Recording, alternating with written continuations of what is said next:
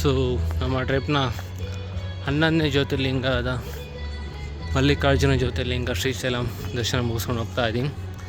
ಇಲ್ಲೂ ಕೂಡ ತಮ್ಮ ಮೊಬೈಲ್ ಅಲೌಡ್ ಇಲ್ಲ. ಸೊ ಜಸ್ಟ್ ಇದು ಎಂಟ್ರೆನ್ಸ್ ಗೇಟ್ ಅಷ್ಟೇ.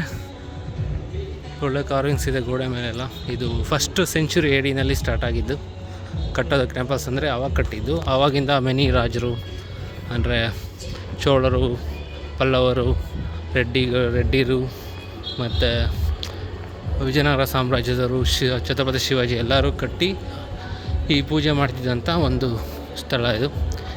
ಮಲ್ಲಿಕಾರ್ಜುನ ಸ್ವಾಮಿ ದೇವಸ್ಥಾನ. ಇಲ್ಲಿ ಬಂದು ಬೇಡ್ಕೊಂಡ್ರೆ ನಮ್ಮ ಎಲ್ಲ ಬ್ಯಾಡ್ ಫಾರ್ಮ್ಸ್ ಏನೇನಿದೆ ಈ ಜಗತ್ತಲ್ಲಿ ಅದರಿಂದ ನಮಗೆ ಮುಕ್ತಿ ಸಿಗುತ್ತೆ ಅಂತಾರೆ.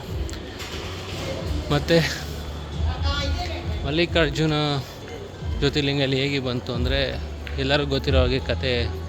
ಶಿವ ಪಾರ್ವತಿ ತಮ್ಮ ಮಕ್ಕಳು ಇಬ್ಬರಲ್ಲಿ ಯಾರಿಗೆ ಫಸ್ಟ್ ಮದುವೆ ಮಾಡಬೇಕು, ಗಣೇಶಂಗ ಕಾರ್ತಿಕೇಯಂಗೆ ಅಂತ ಇದಾದಾಗ ಅವರಿಬ್ಬರಿಗೂ ಯಾರು ಫಸ್ಟ್ ವರ್ಲ್ಡ್ ಸುತ್ಕೊಂಡ್ಬರ್ತಾರೋ ಅವ್ರಿಗೆ ಅಂತ ಹೇಳ್ತಾರೆ.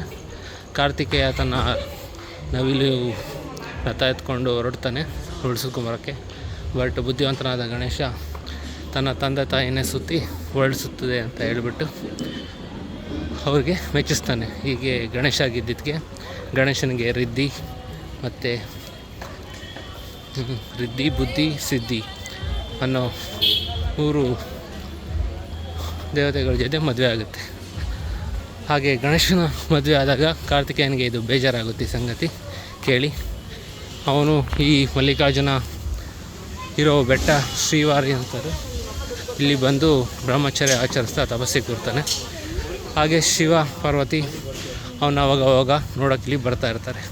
ಆದ್ದರಿಂದ ಇಲ್ಲಿ ಶಿವನ ಲಿಂಗ ಮತ್ತು ಪಾರ್ವತಿಯ ಶಕ್ತಿಪೀಠ ಎರಡೂ ಕೂಡ ಇಲ್ಲಿದೆ. ಮಲ್ಲಿಕಾ ಅಂದರೆ ಪಾರ್ವತಿ, ಅರ್ಜುನ ಅಂದರೆ ಶಿವ. ಅವರಿಬ್ಬರು ಆ ಫಾರ್ಮ್ಸಲ್ಲಿ ಬಂದಿರ್ತಾರೆ. ಸೊ ಮಲ್ಲಿಕಾರ್ಜುನ ಅಂತ ಈ ಕ್ಷೇತ್ರದ ಹೆಸರು. ಸೊ ಶ್ರೀಶೈಲಂ ಪುಣ್ಯಕ್ಷೇತ್ರ ನಮ್ಮ ದರ್ಶನ ಆಯಿತು. ನಮ್ಮ ಜರ್ನಿ 11ನೇ ಜ್ಯೋತಿರ್ಲಿಂಗ. ಇನ್ನು ನಮ್ಮ ಜರ್ನಿಯ ಕೊನೆ ಜ್ಯೋತಿರ್ಲಿಂಗ ಇರೋದು ರಾಮೇಶ್ವರಂ. ನಮ್ಮ ಜರ್ನಿ ಈಗ ರಾಮೇಶ್ವರಂ ಕಡೆ. ಸೊ ಜೈ ಶ್ರೀ ಮಲ್ಲಿಕಾರ್ಜುನ. ಬಂ ಬಂ ಬೋಲ್. ಓಂ ನಮಃ ಶಿವ.